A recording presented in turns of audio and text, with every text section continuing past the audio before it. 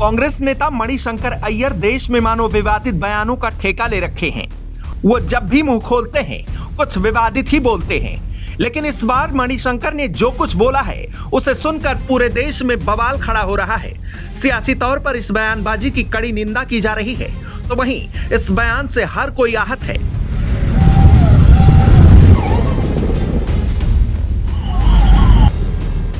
मणिशंकर अय्यर ने यह बयान ऐसे वक्त पर दिया है जब पूरे देश में पहलगाम में हुए आतंकी हमले को लेकर रोष है। पूरा देश आतंकियों के हाथों मारे गए 26 लोगों की मौत पर गमगीन है, लेकिन मणिशंकर इस नरसंहार को आतंक के नहीं बल्कि किसी और चश्मे से देख रहे हैं। जब पूरा देश आतंक के पनाहगार पाकिस्तान को उसकी कायराना हरकत के लिए कड़ा सबक सिखाने की मांग कर रहा है, तब आतंकी मणिशंकर को मासूम नजर आ रहे हैं। पहलगाम में हुए आतंकी हमले को मणिशंकर अय्यर कायराना हरकत मानने के बजाय इसका कारण देश का विभाजन और उसके अनसुलझे सवालों को मानते हैं। दरअसल कांग्रेस नेता मणिशंकर अय्यर ने एक पुस्तक विमोचन के दौरान बयान देते हुए कहा, आज तक हम उस बंटवारे के नतीजों के साथ जी रहे हैं। क्या विभाजन के अनसुलझे सवाल ही 22 अप्रैल को पहलगाम में हुई भयानक त्रासदी को दिखाते हैं? अय्यर ने इस बात पर विचार किया कि बंटवारे को रोकने की कोशिशों के बावजूद यह आखिर में गांधी, नेहरू, जिन्ना और अन्य नेताओं से असहमत कई मुस्लिमों के बीच भारत की पहचान और विरासत को लेकर मूल्यों में फर्क था। मणिशंकर अय्यर ने अपने बयान में 1971 में हुई भारत पाकिस्तान के बीच जंग का भी जिक्र किया। अय्यर ने कहा, 1971 के युद्ध के बाद उपमहाद्वीप में मुसलमानों के रक्षक बनने का पाकिस्तान का सपना खत्म हो गया, क्योंकि पाकिस्तान की आधी आबादी को लगने लगा कि मुसलमान होना ही काफी नहीं है और बंगाली होना भी जरूरी है। अय्यर ने कहा कि यह समझने में विफल रहना कि हर आजादी के एक से ज्यादा आयाम होते हैं 1971 में पाकिस्तान के बंटवारे की वजह बना।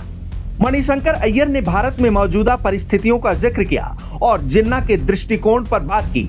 अय्यर ने कहा, क्या हम जिन्ना के दृष्टिकोण को स्वीकार करते हैं और कहते हैं कि नहीं, वे हमारे बीच एक अलग राष्ट्र के रूप में रह रहे हैं, तोड़फोड़ करने वाले या संभावित तोड़फोड़ करने वाले हैं, या हम उन्हें देखते हैं और कहते हैं कि वे हमारे अभिन्न अंग हैं?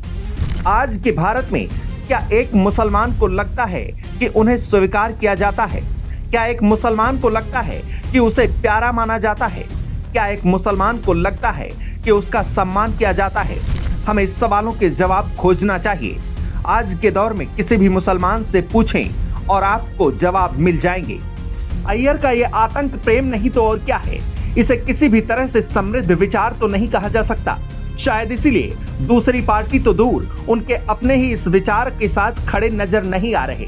देखिए, मणिशंकर जी किताबी आदमी हैं, उनको जमीन से क्या लेना देना। यूएसएसआर यानी यूनाइटेड स्टेट ऑफ सोवियत रसा जो था, वो कई भागों में कई देश बन गए। इसका मतलब ये थोड़ी कि एक दूसरे को मार रहे हैं या आतंकवादी गतिविधियां हो रही हैं। ये प्रोसेस है और दुनिया में ऐसा होता ही रहता है।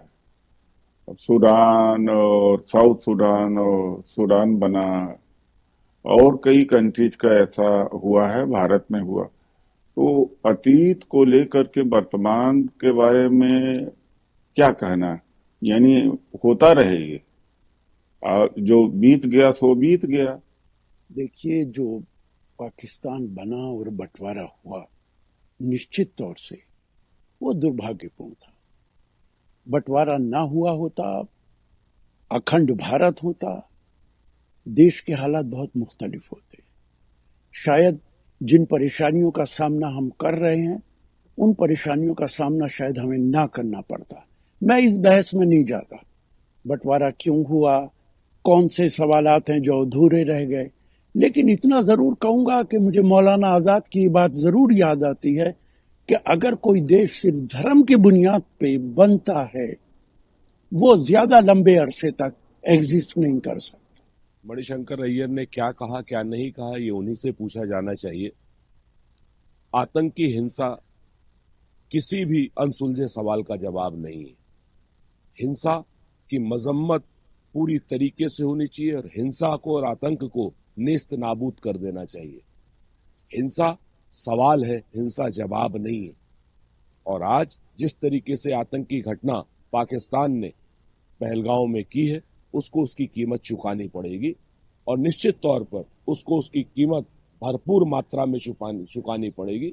आतंक और आतंकवाद की जो लोग भी सरबराह हैं, उनको घर में घुस करके मारा जाएगा, ऐसा कांग्रेस का कहना है। और कांग्रेस पार्टी स्पष्ट मानती है कि इस मुद्दे पर जिस तरीके की भी कार्रवाई भारत की सरकार करेगी, हम उसके साथ हैं। कांग्रेस नेता मणिशंकर अय्यर के इस बयान पर बीजेपी पूरे फायर मोड में नजर आ रही है। बीजेपी का कहना है कि कांग्रेस पार्टी एक तरफ इस मुद्दे पर एकजुटता का ढोंग करती है, तो दूसरी तरफ अपने नेताओं से ऐसे बयान दिलवाती है जो पीड़ितों का अपमान करता है और पाकिस्तान का हितैषी नजर आता है। देखिए, Congress party good cop bad cop खेल रही है। एक तरफ अपने वचनों के जरिए ऑल पार्टी मीटिंग में कहते हैं कि हम कंप्लीटली समर्थन करेंगे, दूसरी तरफ अपने अलग अलग नेताओं से ऐसे बयान दिलवाते हैं जो विक्टिम्स को इंसल्ट करते हैं और एक तरीके से कवर फायर पाकिस्तान को देते हैं। ये सब जानते हैं कि पाकिस्तान के आतंक के आकाओं ने पहलगाम में ये आतंकी हमला करवाया है। रॉबर्ट वाड्रा पाकिस्तान को ब्लेम करने के बजाय दूसरी बातें बोलते हैं। मणिशंकर अय्यर पाकिस्तान के आतंक के आकाओं को ब्लेम करने के बजाय पार्टीशन तक चले जाते हैं। केरला कांग्रेस आतंकवादियों को गनमैन कहती है। कर्नाटक के कांग्रेस के नेता ये कहते हैं कि आतंकवादियों ने धर्म नहीं पूछा, जो एक विक्टिम्स के स्टेटमेंट्स पर इंसल्ट है। इन सब से यही साबित होता है कि जैसे 26/11 के बाद में कांग्रेस पार्टी पाकिस्तान को क्लीन चिट देने के लिए हर संभव कोशिश कर रही थी, ठीक उसी नीति और नियत के हिसाब से आज कांग्रेस पार्टी पाकिस्तान के आतंक के आकाओं को अपने बी और सी टीम्स के जरिए एक क्लीन चिट देने का प्रयास कर रही है। अय्यर के बयान पर बीजेपी सांसद मनोज तिवारी ने कड़ी प्रतिक्रिया दी। सर्वदलीय बैठक में देश की सभी पार्टियों ने एक मुश्त आतंकवादियों पे कड़ी कार्रवाई करने की बात करी है। जो भी इस घटना को अंजाम देने वाले हैं, जो इनके मददगार हैं, उन सभी पर भारत इतनी बड़ी और कड़ी कार्रवाई करना शुरू कर दिया है। आगे भी आप इसको देखेंगे, लेकिन इसके बावजूद भी कुछ लोग पता नहीं क्यों इतने हृदय विदारक घटना पे भी राजनीति करने से नहीं चूकते हैं। उन लोगों के लिए मैं इतना ही कहूंगा कि देश के सामने